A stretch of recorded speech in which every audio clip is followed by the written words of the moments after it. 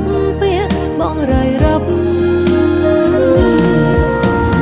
ហើយបងព្រមដល់លេងអូនក្រែងដឹងហើយអូនឈឺចាំ